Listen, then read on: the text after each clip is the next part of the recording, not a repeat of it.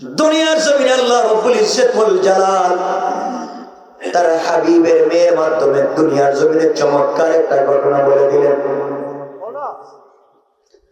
এই দুনিয়ার জমিনে হযরত ফাতেমা রাদিয়াল্লাহু তাআলা আনহা আল্লাহ রাসূলের কলিজার টুকরা মেয়ে হযরত ফাতেমা রাদিয়াল্লাহু তাআলা আনহার সাথে এক ইহুদির মেয়ের সম্পর্ক হয়ে গেল। বন্ধুত্বের সম্পর্ক, একদিন দুই দিনের সম্পর্ক না, একাধারে প্রায় এক যুগের মতো হযরতে ফাতেমার সঙ্গে সম্পর্ক হয়ে গেল। এই ইহুদির মেয়ের সঙ্গে দীর্ঘদিনের সম্পর্ক। ওই মেয়েটা হযরতে ফাতেমার কাছাকাছি থেকেছে, তার চরিত্র সম্পর্কে জেনেছে। হযরতে ফাতেমা কেমন মেয়ে সে সব জানতে পেরেছে। জীবনে কোনোদিন আমানতের খেয়ানত করেন নাই, কাউকে কোনোদিন মিথ্যা কথা বলেন নাই, কাউকে কোনোদিন অন্যায় ভাবে পরামর্শ দেন নাই। এই হযরতে ফাতেমার কাছ থেকে মেয়েটা একদিন বিদায় নিয়ে তার বাবার কাছে গিয়েছে। বাবার কাছে মেয়েটা বসে আছে। ইহুদি ডাক দিয়া বলছে, মেয়ে আমার, এই দুনিয়ার জমিনে তুমি ছাড়া আমার আর কোন সন্তান নাই। আমার শত শত কোটি টাকা আছে, তুমি মেয়ে ছাড়া আমার আর কোন সন্তান নাই। মারে, আমি তোমাকে বিয়ে দিতে চাই। তোমার জন্য এই পৃথিবীতে সব থেকে শিল্পপতি দামি এক ইহুদির ছেলেকে তোমার পাত্র হিসাবে ঠিক করেছি। মারে, তোমাকে ওই ছেলের কাছে বিয়ে দিতে চাই, তুমি কি রাজি? মেয়েটা ডাক দিয়ে বলেছে, আব্বা জান, আপনি আমার জন্য ছেলে ঠিক করেছেন বাবা, আমাকে আপনি বিয়ে দিতে চান। এই বিয়েতে আমি রাজি কি না আগামীকালকে বলবো। আজকের দিনের সময়টুকু আমাকে দিয়ে দেন। এটা বাবার কাছ থেকে সময় নেয়া দৌড়াইয়া দৌড়াইয়া হযরতে ফাতেমার কাছে গিয়ে গলা জড়াইয়া কান্না করে ডাক দিয়া বলেছে, বোন আমার, এই দুনিয়ার জমিনে তোমার সঙ্গে আমার দীর্ঘদিনের সম্পর্ক। জীবনে কোনদিন তোমাকে মিথ্যা কথা বলতে দেখি নাই, আমানতের খেয়ানত করতে দেখি নাই।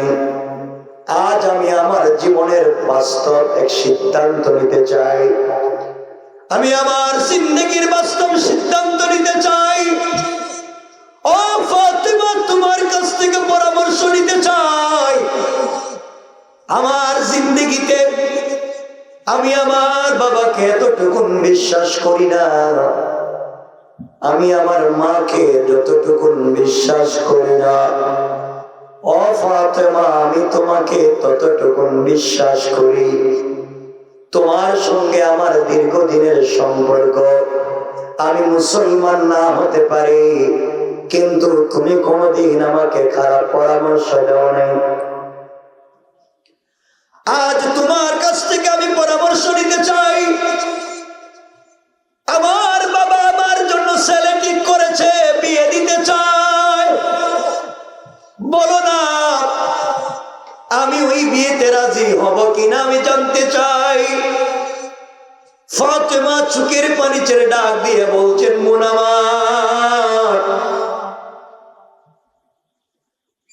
তুমি ইহুদি, আমি মুসলিম, তুমি বিয়ে করবে কিনা আমি পার্সোনাল লাইফে কিছুই বলতে পারবো না। মেয়েটা ডাক দিয়া বলছে, ফাতেমা, তোমার পরামর্শে তোমার সিদ্ধান্তে বিয়ে করতে চাই। আমি মুসলমান না হতে পারি, কিন্তু তোমাকে আমি বিশ্বাস করি। আমার মন বলছে তুমি কোনোদিন ভুল পরামর্শ দিবে না, তুমি বলো না আমি কি ছেলেকে বিয়ে করবো। হযরতে ফাতেমা বললেন, বোন রে, বাবা যেহেতু তোমার জন্য ছেলে ঠিক করে ফেলেছে, আমার মন বলছে তুমি এই বিয়েতে রাজি হয়ে যাও। কারণ কোন বাবা কোন ছেলে মেয়ের বাদ চায় না, খারাপই চায় না, ক্ষতি চায় না। ফাতেমা ডাক দিয়া বলছেন, ও বোন তুমি বিয়েতে রাজি হয়ে যাও। মেয়ে ডাক দিয়া বলছে, ফাতেমা আমি বিয়েতে রাজি হয়ে যেতে পারি, বোন রে আমার একটা শর্ত আছে। আমার শর্ত হলো তুমি যদি আমার বিয়েতে যাও, তুমি আমার বিয়েতে গেলে আমি বিয়েতে রাজি হব, নচেত এই বিয়েতে আমি রাজি হব না। ফাতেমা ডাক দিয়ে বললেন, তোমরা ইহুদি আমি মুসলিম, তোমরা আমাদের বাপকে জাত শত্রু মনে করো, তোমরা আমার বাবাকে দেখতে পারো না, আমি কেমনে তোমার বিয়েতে যাব? তোমার বিয়েতে গেলে আমাকে গালি দিবে, আমার বাবাকে গালি দিবে, এই জন্যে তোমার বিয়েতে যেতে চাই না। মেয়ে ডাক দিয়া বলছে, ফাতেমা আমিও কথা দিলাম তুমি যদি আমার বিয়েতে না যাও, পৃথিবী ধ্বংস হয়ে যেতে পারে, এই পৃথিবীর কোন ছেলেকে আমি বিয়ে করব না। সুবহানাল্লাহ বলেন, জোরে বলেন। আপনাদের অসুবিধা হচ্ছে? হাত তুলে দেখেন কার কার অসুবিধা হচ্ছে। অসুবিধা হইতেছে? এত কষ্ট করে আইলাম,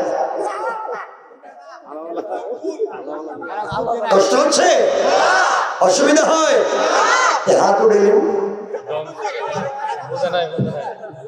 মানে এটা উঠতে জায়গা রেডি।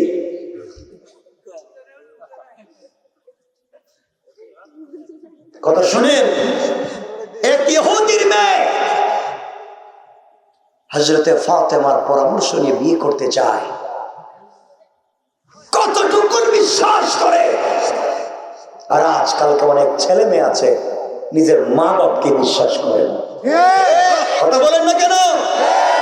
আমার কষ্ট হয়, একজন মা তার 4 আঙ্গুল পেটে 5টা 6টা সন্তানের জায়গা করে, 5টা 6টা সন্তানকে একজন মা তার 4 আঙ্গুল পেটে ধারণ করে বড় করে ডেলিভারি করে, কিন্তু 5টা 6টা সন্তান বড় হইয়া 5টা 6টা বাড়ির মালিক হয়, কিন্তু বৃদ্ধা মায়ের জায়গা হয় না।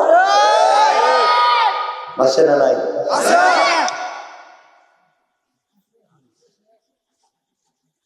একজন বাবা 5টা 6টা সন্তানকে নিজে খেয়ে না খেয়ে, বৃষ্টিতে ভিজে রোদে শুকিয়ে কষ্ট করে সন্তানদেরকে বড় করে পড়ালেখা করায়, কিন্তু 5টা 6টা সন্তান বড় হয়ে স্টাবলিশড হয়ে একজন বাবার হাত খরচের পয়সা দিতে পারে না। কথা বলেন না কেন? না এগুলো নাই। অনেক সন্তান আছে বিয়ের আগে মা বাপকে দেখতে পারে, মায়ের নামে টাকা পাঠায়, বাবার নামে টাকা পাঠায়, বিয়ের পরে মা বাপকে দেখতে পারে না। তার লাইফে তার বউ, তার শালি, তার শালা, তার শ্বশুর শাশুড়ি ছাড়া আর কাউকে পছন্দ হয় না। আছে না নাই? এখন শ্বশুর বাড়ি টাকা পাঠায়, বাপরে কই বুড়া তুমি কিছু বুঝবা না, বাপরে বাপ কয় না, মারে মা কয় না, কিন্তু শ্বশুর বাড়ি গিয়ে শাশুড়িরে কয় আম্মা আপনি আঙ্গুর খাইবেন না আপেল খাইবেন। কথা বলেন এগুলা নাই? সন্তানকে মা বাপ কষ্ট করে বড় করলো, আর এই সন্তান বড় হয়ে মা বাপকে চিনে না, মা বাপকে ভুলে যায়।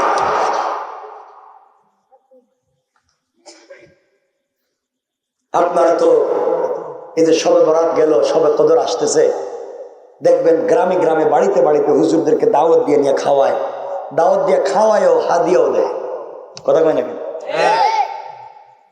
তুমি বিপদে পড়েছ, বিদেশ থেকে টাকা হুজুরের কাছে পাঠাইছো দোয়ার জন্য, গোটা দুনিয়া সমস্ত হুজুর মিলে তোমার জন্য দোয়া করলে হয়তো দোয়া কাজে লাগবে না, কবুল হবে না, কিন্তু তোমার মায়ের হাতে 500 টাকা দেয়া, বাবার হাতে 500 টাকা দেয়া তুমি যদি দোয়া করাইতে পারো, আল্লাহ তাআলা হয়তো আরো আগে দোয়া কবুল করে দিবে।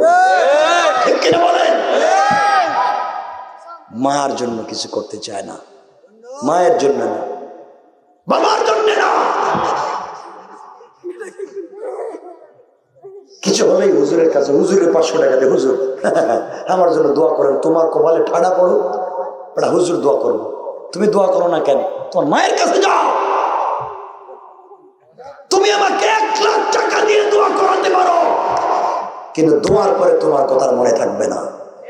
দোয়া যখন শেষ তোমার কথা মনে থাকবে না। মায়ের কাছে যদি যাও 500 টাকা দিয়ে বলো, মা আমি একটা বিপদে পড়ে গেছি, ঝামেলায় পড়ে গেছি, তুমি আমার জন্য একটু দোয়া করো। মা রাত্রে ঘুমাতে পারবে না, বিছানায় মাথাটা লাগাইয়া হাউমাউ করে কাঁদবে আর বলবে, আল্লাহ আমার সন্তানের কি হয়েছে কিছু বলতেছে না, আমার তো ঘুম আসতেছে না, আমার ঘুম আসতেছে না। রাত্রে কান্দে, দিনে কান্দে, রাস্তায় দাঁড়িয়ে কান্দে, পুকুরে গিয়া পানিতে ডুব দিয়া কান্না করে, সাজদায় পড়ে কান্দে, আমার সন্তানের কি হয়েছে। ঠিক কিনা বলেন? মায়ের কাছে দোয়া চাইতে পারো না, নিমক হারাম। সে বাবার কাছে বলতে পারো। সন্তান দামি দামি প্যান্ট শার্ট পরে, দামি গড়ি, দামি মোবাইল নিয়ে রাস্তায় হাঁটে, আর নিজের বাপ ছেঁড়া লঙ্গি পরে ঘুরে। কথা বলেন না কেন? জিন্দেগিতে কাজ হবে না, জিন্দেগিতেও না। এই জন্য আল্লাহর ওয়াস্তে আল্লাহ বলেছেন, ওয়াবিল ওয়ালিদাইনি ইহসানা। আল্লাহ বলেছেন আমাকে যারা এক মানবে, এক মানা যেমন ফরজ, মা বাবার ইহসান করাও ফরজ। আবারও বলছি, আল্লাহকে এক মানা যেমন ফরজ, মা বাবার ইহসান করাও তেমন ফরজ। আল্লাহকে মানলে মা বাপকে মানতে হবে, আল্লাহর শুকরিয়া আদায় করলে মা বাবার শুকরিয়া আদায় করতে হবে। রব বলেছেন আনিশকুরলি ওয়ালি ওয়ালিদাই, আমার শুকরিয়া আদায় করলে মা বাপের শুকরিয়া আদায় করো। নিমক হারাম। আজ মা বাপরে চিনেই না।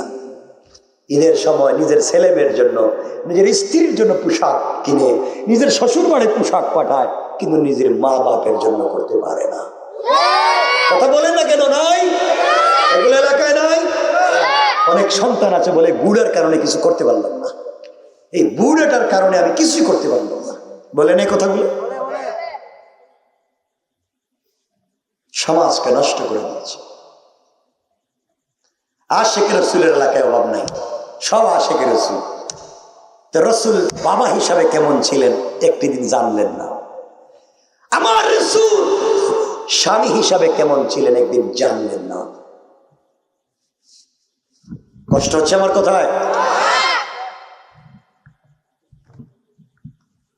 এই যে জোয়ান এখানে বসে রয়েছে, অনেকগুলো জোয়ান। এই শোনো জোয়ানেরা, যারাই বসছে, যারা বসছে, এতে কয়েক হাজার, মানে হাজার গুণ, হাজার রে ডাবল ট্রিপল ফোরপল গুণ দিলে যা মানুষ হয়, এর চাইতে বেশি তো জুম্মাই থাকে। আমি চিন্তা করতেছি, মনে হয় এরা গুরুস্থান থেকে উঠতে এখানে চলে এসেছে মুর্দা।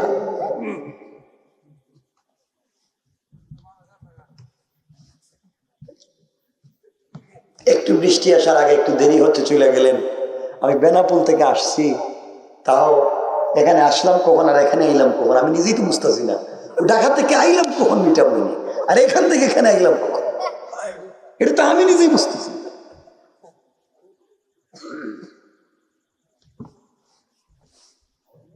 কষ্ট হয় আমার কোথায়? কষ্ট হয়। যুবক যারা আছো তোমাদেরকে বলছি, ভাই তোমরা ভালো হয়ে যাও।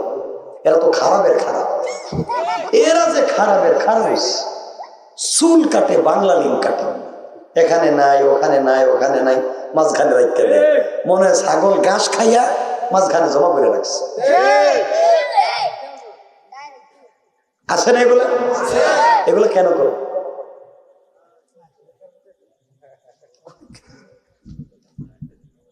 এগুলো করা যাবে? বলেন করা যাবে?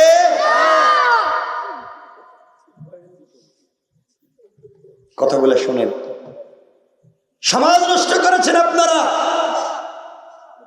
আল্লাহর ঘর মসজিদ পর্যন্ত নষ্ট। আজকালকে অনেক বাচ্চারা মসজিদে নামাজে যায় আর কিছু মুসল্লিদেরকে বাইর করে দেয়। আপনাদের এলাকা আসেনি জানি, ছোট ছোট বাচ্চারা মসজিদে নামাজে যায় আর এদিকে মুসল্লিরা বাইর করে। কাই বাচ্চা, তোর বাপের জীবনে মসজিদে দেখলাম না, তোর দাদার জীবনে মসজিদে আইতে দেখলাম না, তুই কোন দিনের নামাজি? বাইর এক কাতার পিছনে যা। গেছে বাচ্চা এক কাতার পিছনে, আরেকজন এসে দিছে টান, বাচ্চা গেছে আরেক কাতার পিছনে, আরেকজন এসে আরো পিছনে যা দিছে টান, বাচ্চা যাইতে যেতে গেছে মসজিদের বারান্দায়। দূর মসজিদে সকলের আগে এলাম, শয়তান ঢুকে গেছে গা। কথা বলেন না কেন? জুমাবারে দেখবেন কিছু লোক আছে জুমার নামাজে সবার শেষে যায়, ইমাম সাহেব খুতবা দিতেছে, মসজিদে গেছে, গিয়ে কয় সর সামনে জায়গা দো, বকল তোলা জুতো একটা নিয়ে যাইতে জায়গা সবার আগে। কথা কয় না কেন? বলেন নাই নাই, সবার আগে জায়গা। নবীজি বলেছিল শয়তান এর কাপড় টাইনা দূরে, এটা শয়তান সবার পিছে আসছে, সবার আগে যায়, সালাম ফিরাইয়া আবার সবার আগে বেরিয়ে যায়। কথা বলে না কেন? এগুলো নাই।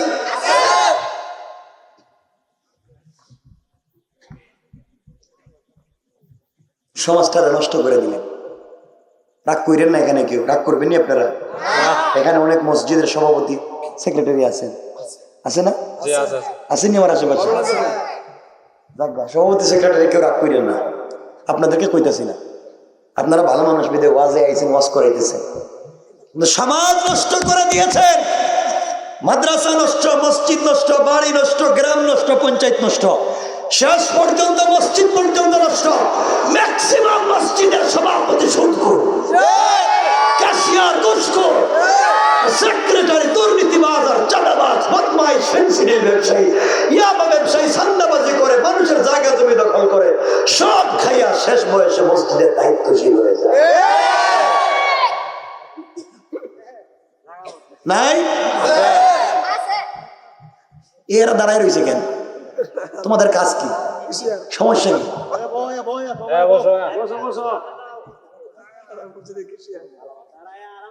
না বসো।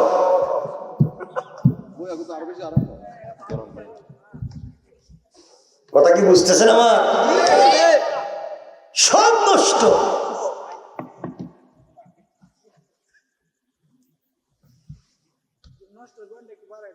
এত কিছু সমাজে চলতেছে, রাগ কইরেন না বাবা। সমাজরে খাইতে খাইতে একবারে খায়া পালাইছে। এখন মসজিদ মাদ্রাসার কেসের টাকা দিয়েও অনেকে ব্যবসা করে খায়। কথা বলেন না কেন? সব খাইয়া দাড়ি দুড়ি রাখিয়া জুব্বা চাব্বা লাগাইয়া বসে রয়েছে অলি অলিয়ের মতো। মনে হচ্ছে স্যার আল্লাহর অলি।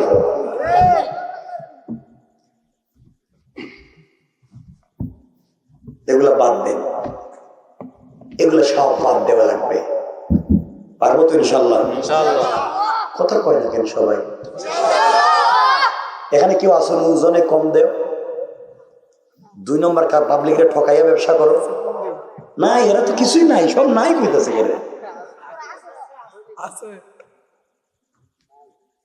ভালো হয়ে যাও। কি হয়ে যাও? ভালো হয়ে যাও। আজকের ওয়াজের মূল প্রতিপাদ্য হলো ভালো হয়ে যাও। আমি হয়তো আর জীবনে আসবো না, কিন্তু আমার মাইকের আওয়াজ এই এলাকার যত দূরে যায়, কলিজার টুকরা রাসূলের পক্ষ থেকে পয়গাম শুনো।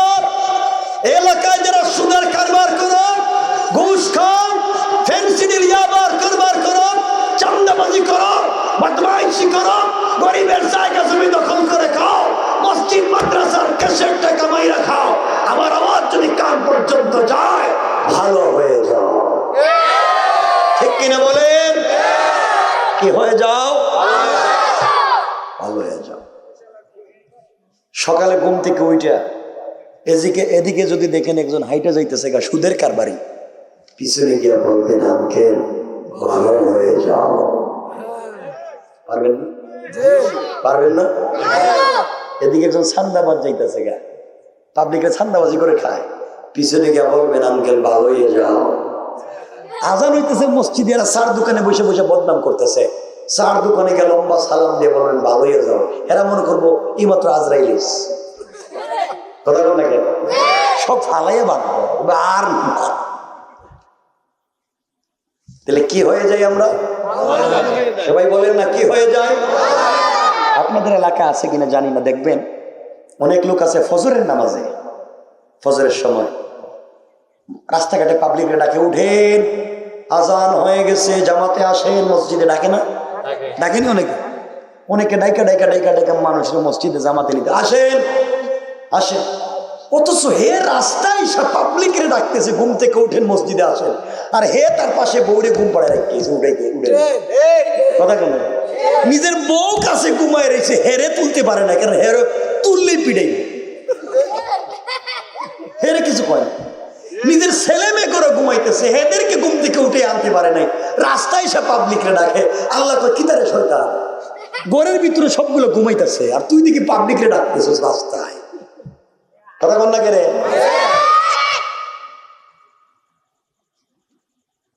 আমার কথাবার্তা কষ্ট পাইতেছেন আপনার?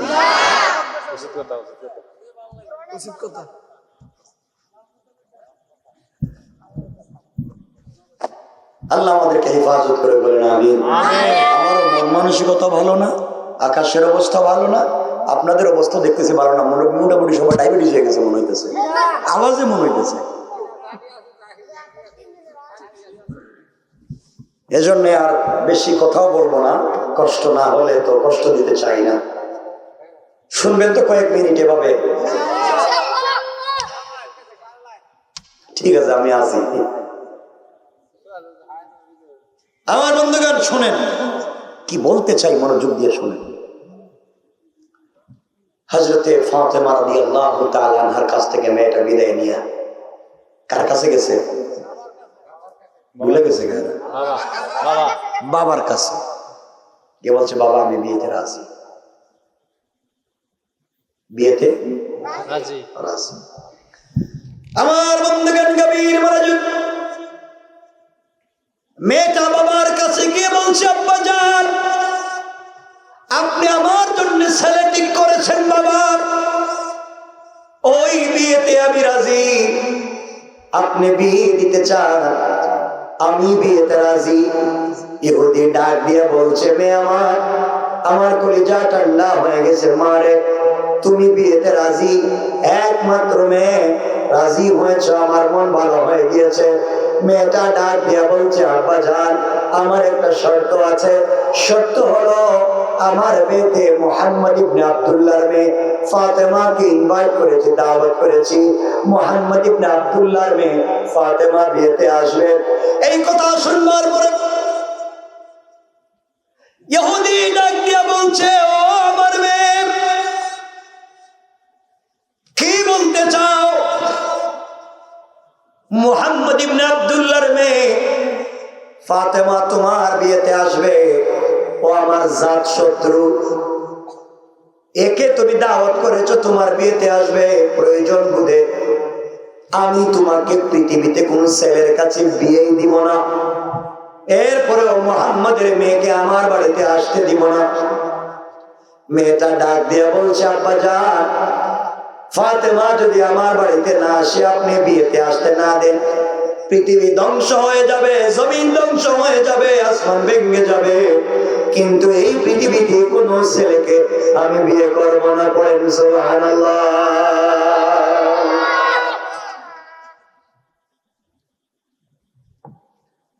বেচারা বিপদে পড়ে গিয়েছে, এবার চিন্তা করেছে, মেয়ে আমার বিয়ে যদি দিতে না পারি, এই লজ্জা কার কাছে রাখি, কার কাছে লজ্জার কথা বলি? কৌশল করলো, ডাক দিয়া বলছে, মেয়ে আমার তোমার বিয়েতে যারা আসবে সবাই কোটিপতির ছেলে মেয়েরা, দামি দামি কাপড় পরে আসবে, দামি দামি জিনিস পরে আসবে, কিন্তু মুহাম্মদ গরিব মানুষ, 3 বেলা 1 বেলা খেতে পারে না, ঘরটাও ঠিক মতো ঠিক করতে পারে না, তার মেয়ে কেমনে নতুন জামা কাপড় পরবে? ফাতেমা যদি তোমার বিয়েতে আসে, ছেঁড়া কাপড় পরে আসবে, পুরাতন কাপড় পরে আসবে, আর পুরাতন কাপড় পরে যদি তোমার বিয়েতে আসে, লজ্জার কিছু থাকবে না, অপমানের কিছু থাকবে না, মান সম্মান সব চলে যাবে। এই জন্য মুহাম্মদের মেয়েকে বিয়েতে আসতে দিতে চাই না। কারণ গরিব মানুষ নতুন জামা পাবে না, তোমার বিয়েতে আসবে কেমনে? মেয়ে ডাক দিয়া বলছে, আব্বাজান ফাতেমাকে যদি আমার বিয়েতে আসতে বাধা দেন, কোনদিন আমাকে কোন ছেলের কাছে বিয়ে দিতে পারবেন না। এমন সময়ে ইহুদি কৌশল করে বলছে, মেয়ে তুমি ফাতেমাকে ইনভাইট করো, দাওয়াত করো, আপত্তি নাই, কিন্তু আমার একটা শর্ত আছে। শর্ত হলো ফাতেমা যদি তোমার বিয়েতে আসে অবশ্যই একটা নতুন জামা পরে আসতে হবে, পুরাতন কোনো কাপড় পরে আসা যাবে না। ইহুদির কৌশল হলো ফাতেমা নতুন জামা পাবে না, বিয়েতেও আসতে পারবে না। কথা বলেন, ঘুম ধরছে?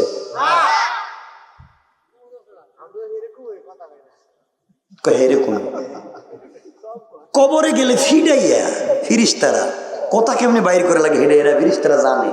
এমন পিডানি দিব, সেদিন তোমরা কথা কইলে না কেরকম দিব মাই না কইতেছেন না।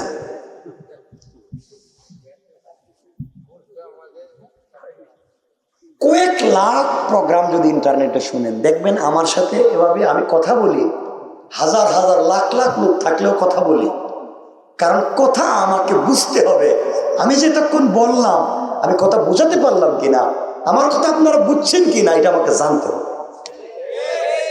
কিয়ামতের দিন যদি আল্লাহ আমারে বলে, ও গোলাম তুমি যেতক্ষণ কথা বললে আমার বান্দা বুঝতে পারলো কিনা তুমি জানলে না, সময় নষ্ট করেছো কেন, জবাব দেও। আমি বিপদে পড়তে চাই না। আমার বন্ধুগণ, ইহুদি বলছে, মা মুহাম্মদের মেয়েকে দাওয়াত করো, কিন্তু শর্ত হলো নতুন জামা পরে আসতে হবে। ইহুদির চিন্তা হলো নতুন জামাও পাবে না, আসতেও পারবে না। মেয়েটা দৌড়াইয়া বাবার কাছে আসছে, এসে বলছে, আব্বাজান আপনি তো আমাকে বলে দিয়েছেন ফাতেমাকে ইনভাইট করবো, আমি যাই। যাও। বাপের তো ইচ্ছা হইলো যাও, কাপড় তো পাবে না। ফাতেমার কাছে এসে বলছে, বোন তুমি আমার বিয়েতে যাও, আমার বাপ চায় না। অনেক অনুনয় বিনয়ের পরে তাকে রাজি করিয়েছি। সে বলেছে, তুমি যদি আমার বিয়েতে যাও পুরাতন কাপড় পরে যেতে পারবা না, একটা নতুন পোশাক লাগবে। হযরতে ফাতেমা চোখের পানি ছেড়ে দিলেন আর ডাক দিয়ে আল্লাহকে ডাক দিয়া বলছেন, আল্লাহ এই পৃথিবীতে তুমি ছাড়া আমার আর কোনো অভিভাবক নাই। আয় আল্লাহ তাআলা, ইহুদির মেয়ে সে আমাকে কি বলতে চায়? ডাক দিয়া বললেন, বোন রে তোমার বাবা বলেছে নতুন জামা পরে যাওয়া লাগবে, আমি 3 বেলা 1 বেলা খাবার পাই না, মাসের পর মাস চলে যায়, আমার ঘরের চুলায় আগুন জ্বলে না, আমি কেমনে নতুন জামা পাবো? আমি আমার বাবাকে বলতে পারবো না। ও বোন তুমি চলে যাও, আমি জামাও পাবো না, আমি বিয়েতেও যেতে পারবো না। ইহুদির মেয়ে ডাক দিয়ে বলেছে, ফাতেমা আমি শুনেছি তুমি বলেছো তুমি একজনকে বড় ভালোবাসো, একজনের সঙ্গে তোমার বড় সম্পর্ক। তুমি না আমাকে বলেছো সারাদিন না খেয়ে কষ্ট করে করে সময় কাটাইয়া দাও, রাত্র হয়ে গেলে তুমি তোমার আল্লাহর সঙ্গে কথা বলতে থাকো, তুমি নাকি আল্লাহর সঙ্গে কথা বলো। তুমি আমাকে বলেছো এই জমিন তোমার আল্লাহ বানিয়েছেন, এই আসমান তোমার আল্লাহ বানিয়েছেন। তুমি আমাকে বলেছ তোমার আল্লাহ তোমার বাবাকে ওহুদ পাহাড় পরিমাণ স্বর্ণ সম্পত্তি দিতে চাইলো, তোমার আল্লাহ এগুলো তোমার বাবা আল্লাহ দিতে চাইলো, তোমার বাপ নিলেন না। তুমি আমাকে বলেছো আল্লাহর কাছে চাইলে কোনোদিন ফিরাইয়া দেয় না। তুমি আরো আমাকে বলেছো এই জিন্দগিতে একজনের সঙ্গে সম্পর্ক করেছ, তার নাম আল্লাহ, কিছু চাইলে ফিরাইয়া দেয় না। ও ফাতেমা, তা যদি সত্য হয় আমিও তোমাকে পরীক্ষা করতে চাই, তোমার আল্লাহকেও পরীক্ষা করতে চাই। এতদিন তুমি যে আল্লাহর সঙ্গে সম্পর্ক করেছো, তুমি বলেছো তোমার আল্লাহর কাছে গভীর রাত্রে হাত উঠাইয়া কোন জিনিস চাইলে সে ফিরাইয়া দেয় না। আমিও জানতে চাই তুমি তোমার আল্লাহর কাছে একটা কাপড়ের আবদার করো, আমি দেখি তো তোমার ঈমান কেমন, তোমার রব তোমাকে কতটুকু ভালোবাসে, সত্যি তোমার আল্লাহর পাওয়ার আছে কি, দেওয়ার মতো ক্ষমতা আছে কি। এই কথাগুলো যখন মেয়েটা ফাতেমাকে বলেছেন, হযরতে ফাতেমা বেগী হয়ে গেলেন, মেয়েটাকে জড়াইয়া ডাক দিয়া বললেন, বোনরে ইনশাআল্লাহ আমি তোমার বিয়েতে যাব এবং এই পৃথিবী সব থেকে দামি কাপড় পরে তোমার বিয়েতে যাব। তোমার বিয়েতে যাব। আর সে নাকি নতুন জামা পরে বিয়েতে আইব, জামাও নাই, বিয়েতে আসার সুযোগ নাই। আমার বন্ধুগণ, আমার আল্লাহ চাইলে সব পারেন কি পারেন না? পারেন। বিয়ের আগের দিন মেয়েটা আসছে, আইসা বলছে, বোন কাপড় পাইছো? ফাতেমা বললেন, আমি তো ভুলে গেছি গা, আসলে আমি ভুলে গেছি। যাও, ইনশাআল্লাহ আমি কালকে নতুন পোশাক পরে যাব। সুবহানাল্লাহ, কি বাদ দিয়েছে? একটু জোরে পড়েন না সুবহানাল্লাহ। হাত তুলে তো দেখি কারা কারা ঘুমাইছেন। হাত তুলে ঘুমা দেখতেছে, এটা তো উল্টা দেখতেছে। বললাম কারা কারা ঘুমাইছেন হাত তুলে, হ্যাঁ দেখি হাত তুললেও ঘুমায়, এটি তো উল্টা। ঘুমাইতেছেন কেউ? ঘুমে ধরছে কেউ? আশেপাশে দেখেন ঘুমাইছেন, ঘুমাইছে। আমার বন্ধুগণ শোনেন, রাত্রবেলা, রাত্র গভীর হয়ে গিয়েছে। হযরতে ফাতেমা রাদিয়াল্লাহু তাআলা আনহা মুসল্লা বিছায়া দিয়েছে। হযরতে ফাতেমা মুসল্লা বিছিয়ে দিয়ে আল্লাহর কদমে সিজদায় পড়ে গেলেন আর আল্লাহকে ডাক দিয়ে বলছেন, আল্লাহ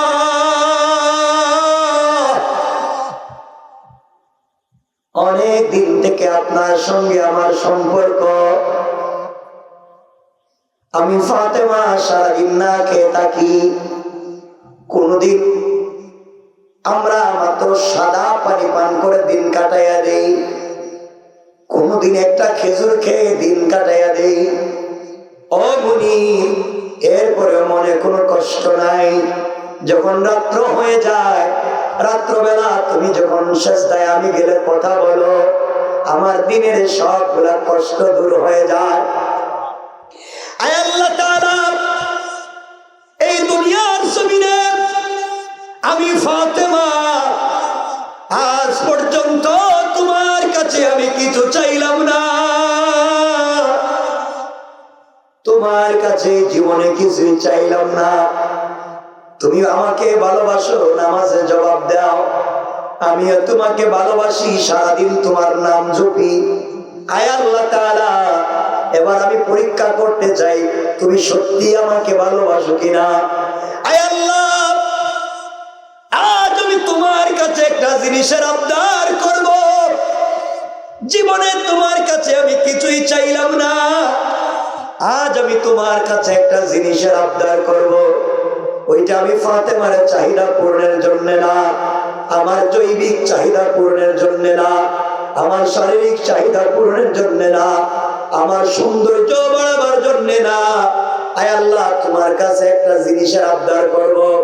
আমার বাবা রাত দিন মানুষের ঘরে ঘরে দিনের দাওয়াত দেয়, আমি মেয়ে হওয়ার কারণে দাওয়াত দিতে পারি না, আমি আমার বাবার সঙ্গে ঘরে ঘরে যেতে পারি না, আমি আমার বাবার সঙ্গে রাস্তাঘাটে দিনের দাওয়াত দিতে পারি না।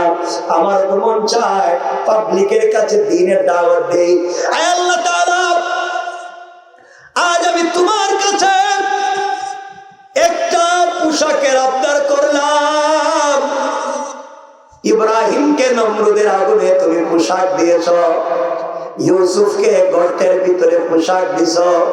আয় আল্লাহ তাআলা, আমি ফাতেমা আজকে তোমার কাছে একটা কাপড়ের আবদার করলাম, ওইটা আমার সৌন্দর্য বাড়াবার জন্য না, আমার চাহিদা পূরণের জন্য না। আল্লাহ, তুমি একটা কাপড় আমাকে দান করবা, ওই কাপড় পরিধান করে ইহুদির মেয়ের বিয়ে বাড়িতে যাব, দিনের দাওয়াত যেন হয়ে যায়।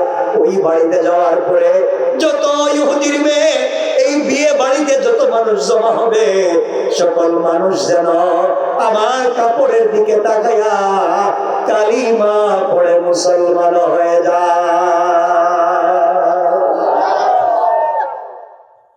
আল্লাহ, তোমার কাছে একটা কাপড় চাইতেছি, এই কাপড় পরে আমি ইহুদির মেয়ের বিয়ে বাড়িতে যাব, যেন এই কাপড় দেখেই তারা কালিমা পড়ে মুসলমান হয়ে যায়, আমার চাহিদার জন্য না, দ্বীনের দাওয়াতের জন্য।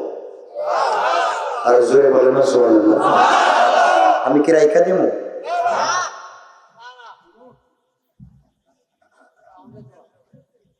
পনে একটা হয়ে গেছে গা, আমার 1 ঘন্টার উপরে হয়ে গেলে আমি রাখবো না, কারণ কষ্ট দিতে চাইতেছি না। 1 ঘন্টা হয়ে গেছে গা। কালকে রাত্রে খাবার খাইছিলাম, মানে ভাত, কালকে রাত্রে বেনাপুলে, আর আজকে রাত্রে হয়েছে 1টা, এর ভিতরে আমি ভাত খাইনি। আলহামদুলিল্লাহ, আলহামদুলিল্লাহ। আমি চাইছিলাম যে কিশোরগঞ্জে এসে কিছু খাবো, চা পান করার নিয়ত করছিলাম, ফেরির এখানে আইসা সব ভুলে গেছি।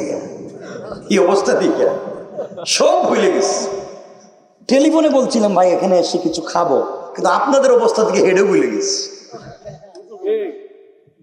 মানে চিন্তা করতেছি কি হয়। আমি বুঝতেছি, আমিও চাচ্ছিলাম, নচেত আমি আসতাম না। আমি এখানে আসছি 10টা 15, আর এখানে আইলাম এই কি করতাম।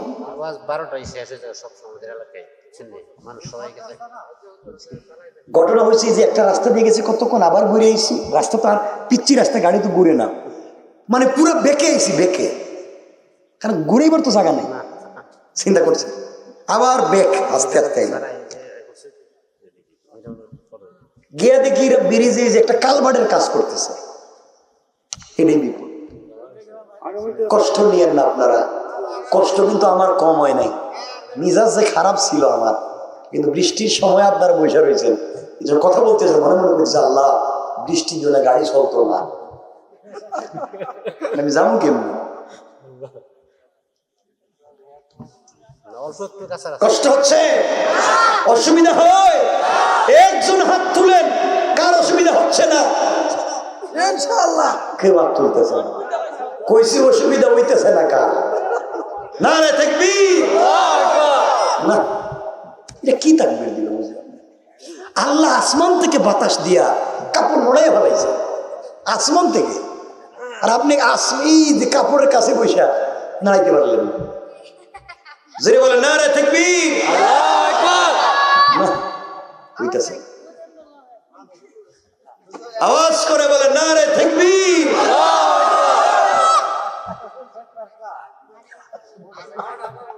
কি কইছে এটা? চৈত মাস মানে কি? চৈত্র মাস কি হয়েছে দিল্লি? আর ভালো হয়েছে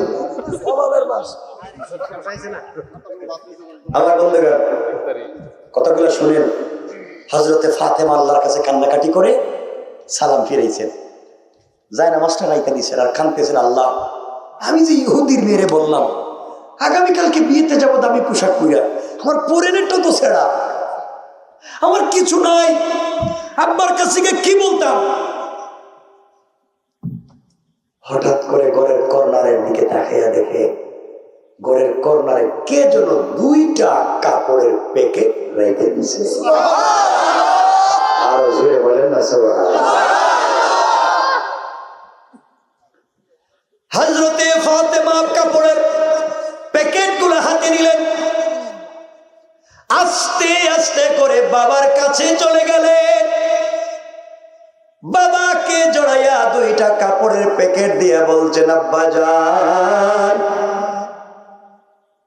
আল্লাহর কাছে কান্নাকাটি করে 2টা কাপড়, একটা কাপড়ের আবদার করেছি বাবা,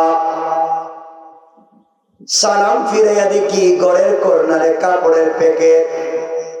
কে রেখে গিয়েছে, কোত্থেকে আসছে আমি জানি না। নবীজি কাপড়ের প্যাকেট গুলা হাতে নিয়েছেন। কে প্যাকেট খুললেন, খুলে দেখেন একটা প্যাকেটে একটা ওড়না, আরেকটা প্যাকেটের ভিতরে একটা সালোয়ার, একটা কামিজ। আল্লাহ বুঝাতে চাইলেন জান্নাতি মহিলাদের পোশাক হবে তিনটা, একটা সালোয়ার, কামিজ আর ওড়না। তিনটা পোশাকের দাম কত হবে বলবার মতো সময় আমার কাছে নাই। হাদিসে নবীজি বলেছেন জান্নাতি মহিলাদের ওড়নার মধ্যে স্টোন করা পাথরের যে ডিজাইন থাকবে, হাজার হাজার পাথরের টুকরা থাকবে এক একটা ওড়নায়।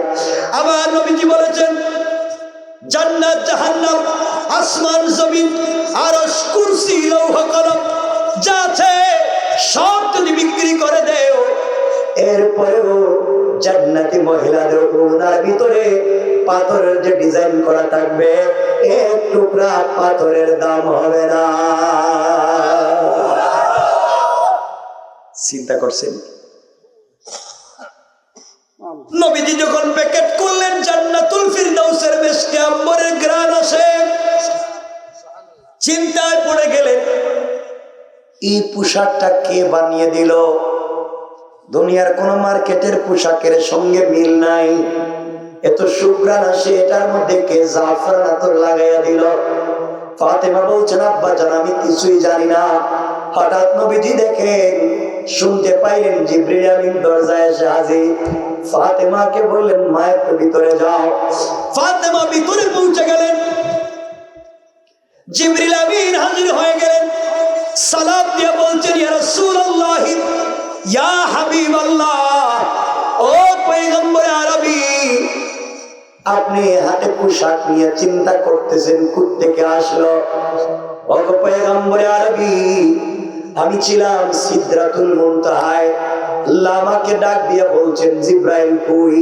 আমি বললাম আল্লাহ আমি সিদরাতুল মুনতাহায়। আল্লাহ বলেন জিব্রাইল রে, ফাতেমা যে কথাগুলা বলছে আমার, আমি আল্লাহর রহমতের সাগরে জোশ উঠে গিয়েছে। যা একটু জান্নাতুল ফিরদাউসে যা, জান্নাতুল ফিরদাউস থেকে আমার ফাতেমার জন্য এক সেট কাপড় নিয়ে চলে যা। পয়গম্বর আরবি জান্নাতুল ফিরদাউস থেকে ফাতেমার জন্য কাপড় আনছি। আপনার মেয়ে যে আপনার ঘরে থেকে খেয়ে না খেয়ে আল্লাহর সাথে এত সম্পর্ক করেছে আপনি জানেন না। হযরত জিবরিল আমিন চলে গেলেন, নবীজি ফাতেমাকে জড়াইয়া চোখের পানি ছেড়ে কান্না করে বললেন ফাতেমা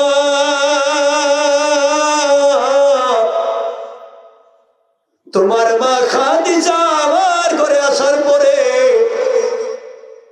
যার কোটি কোটি টাকার সম্পদ ছিল সব ছেড়ে দিল, সব বাদ দিয়া দিনের জন্য ছেড়ে দিয়া খেয়ে না খেয়ে পড়েছিল। আজ তুমি আমার ঘরে থেকে খেয়ে না খেয়ে আমার আল্লাহর সঙ্গে এমন সম্পর্ক করেছো, দুনিয়ায় বসে হাত উঠাইয়া দোয়া করছো, আর আল্লাহ জান্নাত থেকে তোমার জন্য কাপড় পাঠাইয়া দিয়েছে।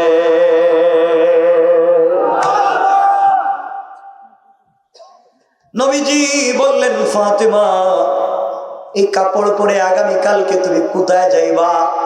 ফাতেমা বলছেন আব্বা জান আমি ইহুদির মেয়ের বিয়ে বাড়িতে যাব, দ্বীনের দাওয়াতের নিয়তে যাব।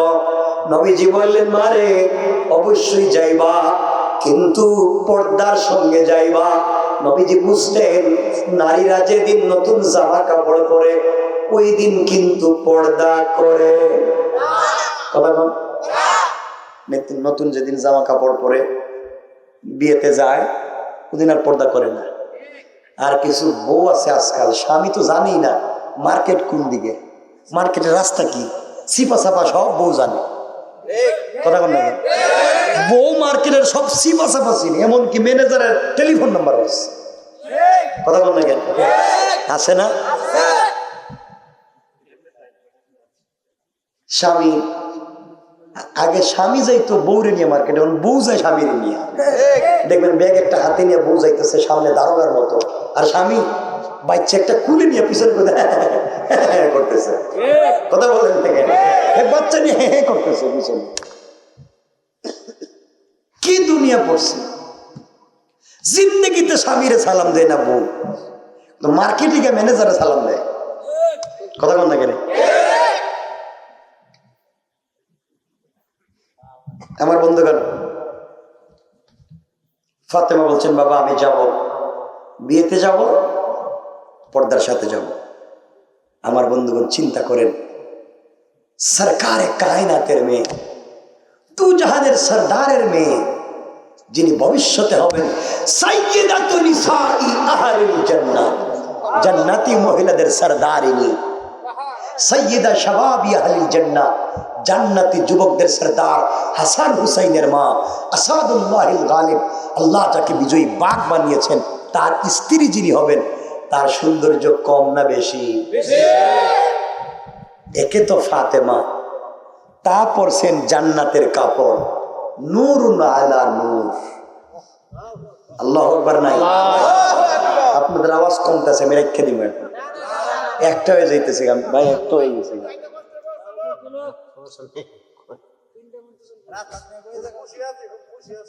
আলোচনা চলতেছে সব। ভাই তো বলছিল আমার টেলিফোনে যে আসলে খুশি, আমি 5 মিনিট ওয়াজ করলে করে, না করলে না। তাহলে আইসা গেলে আমি খুশি, তো আমার ইজ্জত বাঁচবো। তখন আপনি মইরা আসেন আর জিন্দা আসেন, তা আসেন। চিন্তা করছেন তো, আমি মরার জিন্দা দুটোটার মাঝখানে আইছি, তাও কথা কইতে কইতে 1 ঘন্টা হয়ে যাইতেছে।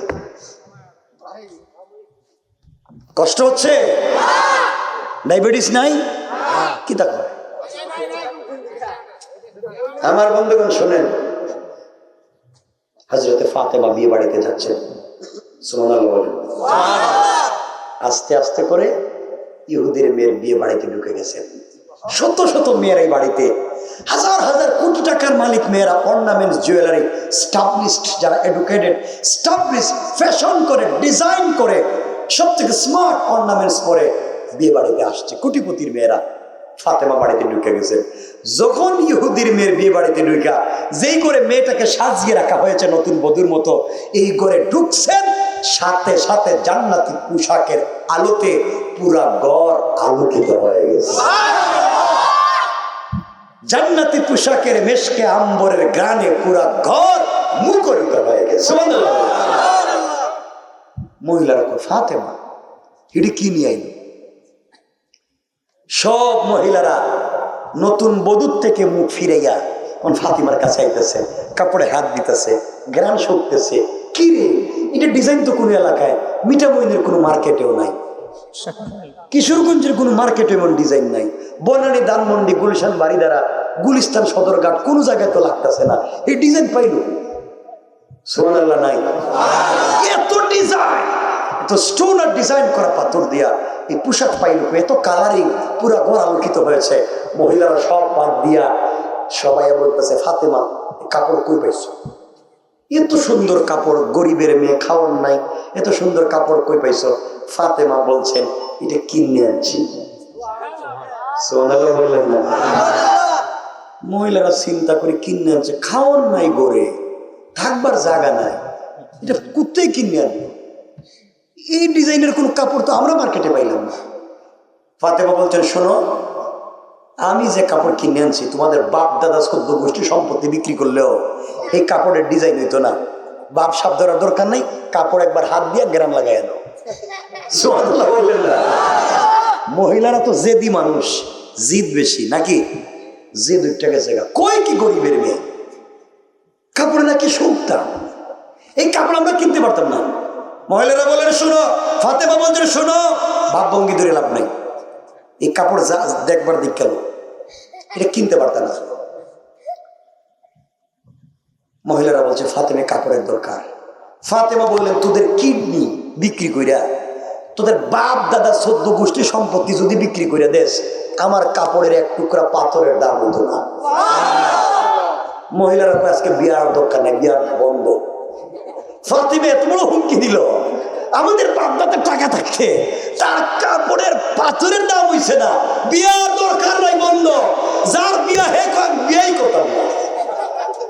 আমার বাপ হইছে, ফাতেমা গরিব, হে কাপড় নাই, এখন দেখি আমার সাইডের দামি কাপড় কাপড় পইরাইছে, আমি বিয়াই করতাম না বাপ যদি কাপড় আমারে না দেয়। সুবহানাল্লাহ নাই? বাপ এই কাপড় পাইব নি? কোন জায়গায় আসেনি। বাপ গেছে, বাপের কাছে গেছে, আব্বা আপনি আমার এই কাপড়টা কুর্তি গেছেন, পৃথিবীর সব থেকে দামি কাপড়, আপনি একটু আসেন তো ফাতেমার কাপড়টা দেখেন। মা আমি তো দেখছি। হিডা কি আর হিডা কি, আমার তো মনে হইতেছে আমার যেটা দিছো এটা দিয়ে ফাতেমার জুতাই মুছা যাবে না। বাপকে আমি তো বুঝতেছি হিডে, কিন্তু এই কাপড়টা কই পাইলো, কোন মার্কেটে পাইলো?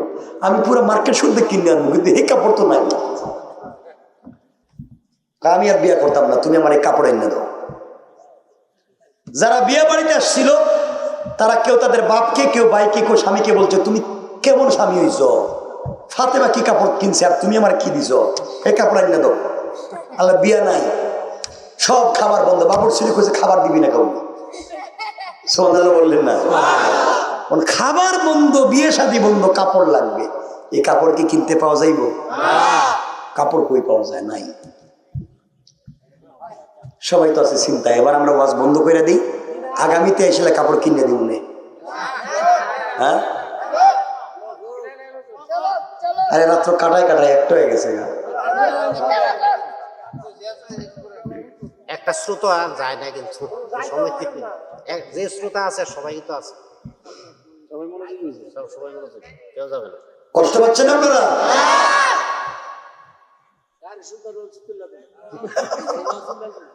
কি দেখো, গাড়ি লঞ্চ তুলে দিব করে আলো।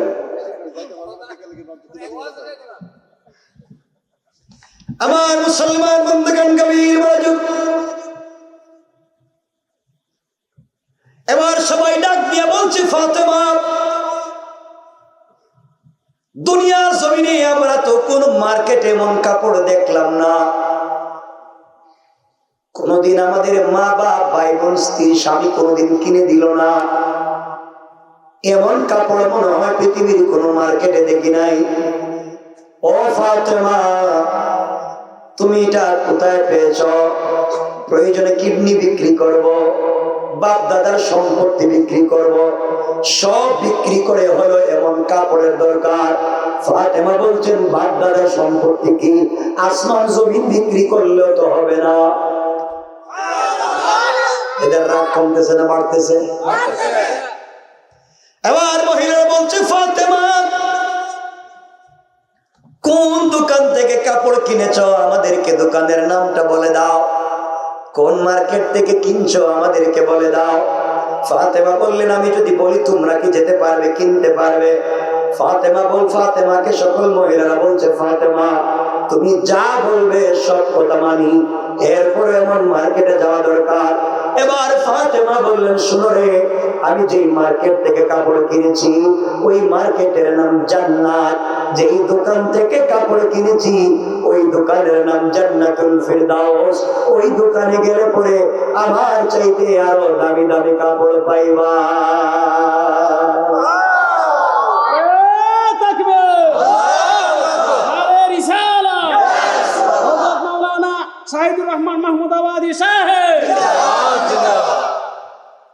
আমার বন্ধুগণ, মহিলারা কয়ে জান্নাতুল ফিরদাউস মা দোকানের নাম, হিডি নাম তো শুনলাম না রে, আর জান্নাত মার্কেটের নাম, হিডে কই? আমরা তো সব আমাদের দেশের তো মার্কেটের নাম কবিরউদ্দিন মার্কেট, সবিরউদ্দিন মার্কেট, কিন্তু এই মার্কেটের তো নাম শুনলাম না।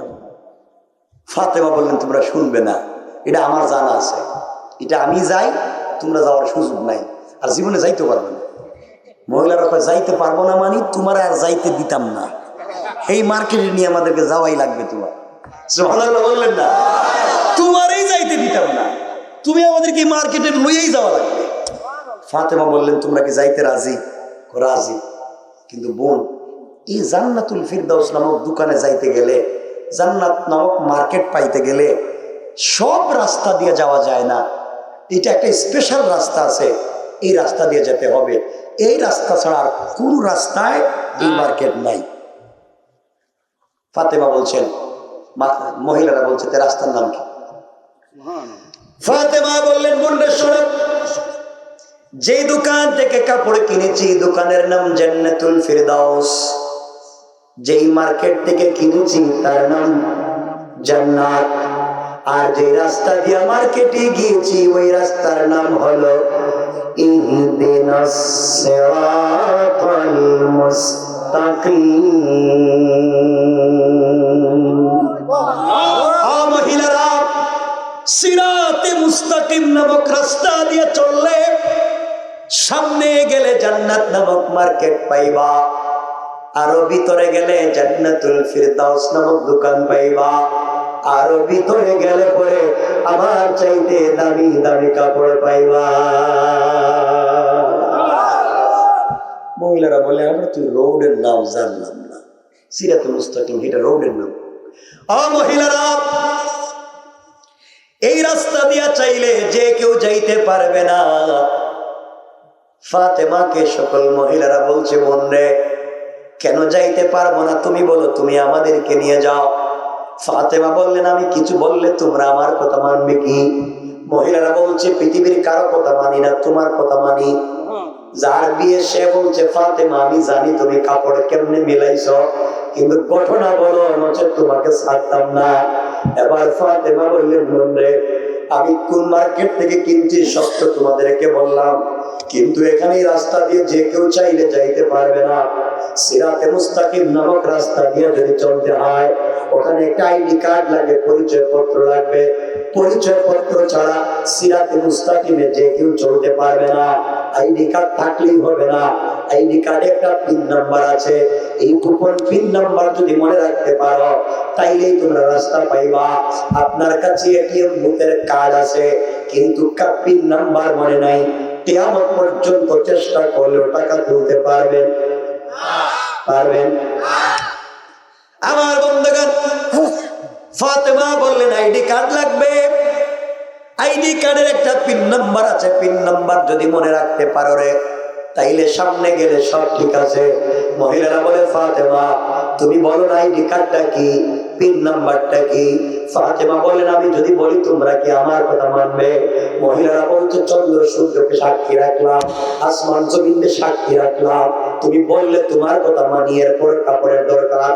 এবার ফাতেমা বললেন, বুঝলে এই আইডি কার্ডের দাওয়াত তো আমার বাবা দিয়ে যায়, এই পিন নাম্বারের দাওয়াত আমার বাবা দিয়ে যায়, কিন্তু তোমরা আমাদের বাপকে, আমার বাপকে তোমরা পাগল বলো। তোমরা যদি সিরাতে মুস্তাকিম নামক রাস্তায় চলতে চাও একটা আইডি কার্ড লাগবে। আইডি কার্ডের নাম হলো ইসলাম, আর পিন নাম্বার হলো লা ইলাহা ইল্লাল্লাহ মুহাম্মাদুর রাসূলুল্লাহ। মহিলারা, ইসলাম নামক আইডি কার্ড গ্রহণ করে লা ইলাহা ইল্লাল্লাহ নামক পিন নাম্বার মনে রেখে সিরাতে মুস্তাকিমের রাস্তায় যদি চলতে পারো রে, সামনে গেলে জান্নাত নামক মার্কেট পাইবা, আরো ভিতরে গেলে জান্নাতুল ফিরদাউস নামক দোকান পাইবা, ওখানে গেলে আমার চাইতে দামি দামি কাপড় পাইবা। মহিলারা বলছে, ফাতেমা দেরি করা যায় না, তুমি আমাদেরকে কালিমা পড়াইয়া মুসলমান বানায়া দাও। কথা বলতে দেরি হয়েছে, 370 জন অথবা 400 জন, কেউ বলেছেন 500 জন মহিলা একসাথে দাঁড়াইয়া দাঁড়াইয়া ফাতেমার কাপড়ের দিকে তাকাইয়া কালিমা পড়ে মুসলমান হয়ে যায়। আমার বন্ধুগণ, একটা পোশাকে কই নিয়ে গেল।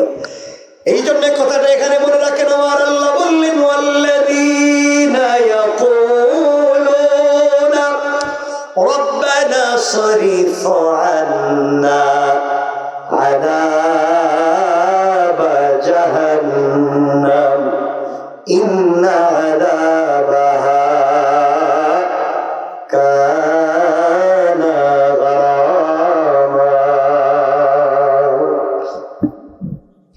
আল্লাহ বললেন, বান্দারে সাকারাত শুরু হয়ে যাওয়ার আগে, গারগারা শুরু হয়ে যাওয়ার আগে, কবরে চলে যাওয়ার আগে মালাকুল মউত পৌঁছে যাওয়ার আগে, আজরাইল চলে আসার আগে আমার কাছে তওবা করে যদি এভাবে চাইতে পারো, আমি আল্লাহ এই জীবনে তোমাকে এমন ভাবে দিতে পারি। কোন সুবহানাল্লাহ।